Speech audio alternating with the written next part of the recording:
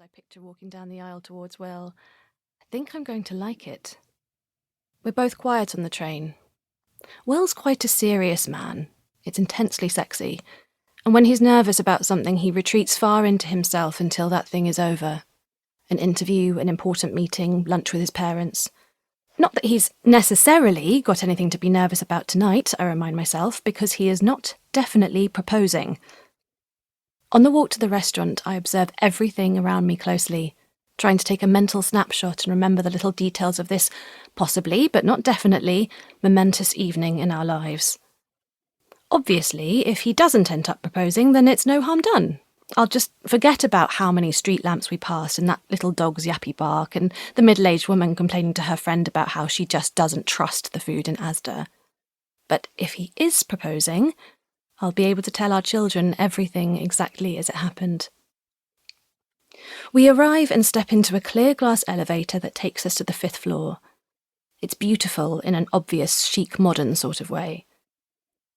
It crosses my mind how bizarre it is that people live their entire lives together like normal people, and when it comes to proposals, suddenly hire a giant sparkling orb that hangs off a mountain or ride in on a giant bejewelled throne on horseback. But I quickly check myself. Will's clearly gone to a huge effort to organise this evening, and it's not as if this is totally unlike us. Unless the other diners and staff are actually paid actors ready to jump up and start singing. I eye the woman on the front desk suspiciously. God, I hope not. How would I arrange my face to look relaxed as she performed? We've got a booking at 7 p.m. for Will Mayhew. Will clears his throat. I always find it adorable that he's uncomfortable saying his own name out loud. We're shown to our table right by the window. The view is pretty. I look across the city and think it doesn't seem so daunting when you're up here in the sky, above all the noise and people who will watch you sit on a tube seat they know is wet and say nothing. The waiter asks if we want a drink to start. What do you want? Will peers at the wine list. Shall we go for champagne? Will doesn't usually want to buy champagne because it's too expensive, but I nod. It seems like the sort of thing you should order when you get engaged.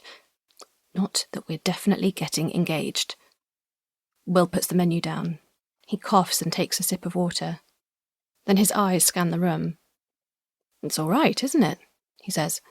It's supposed to have excellent lamb. I copy him, glancing all around me. Yes, it's stunning.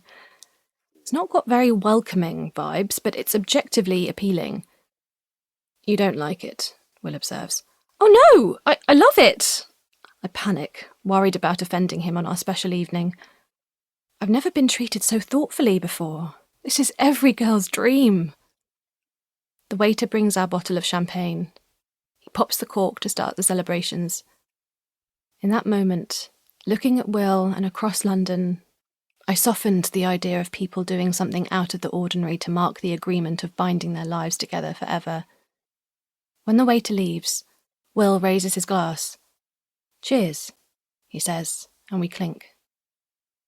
What are you going to order? I ask, trying to decode the menu. There are lots of things on here I don't understand, and I couldn't even study up because they seem to change the menu every day. What is poussin? The coquette of morels to start, he says, and then the crisp lamb belly. I nod. I was thinking I'd start with the pea soup, mostly because I know what it is. Will shakes his head. Oh, no, it's a waste to come here and get the pea soup. Get the sardine rillette. You'll like that. Okay, sounds lovely. I shut my menu. I like how much Will knows about food and how he thoughtfully recommends things he knows I'll like. Will takes a big gulp and then cracks his knuckles. Holly, he says, I actually brought you here because there's something I want to talk to you about. My heart flutters. We're diving straight in then. Oh my God, this is actually happening. Except, no. He wants to talk to me about marriage. That doesn't sound right.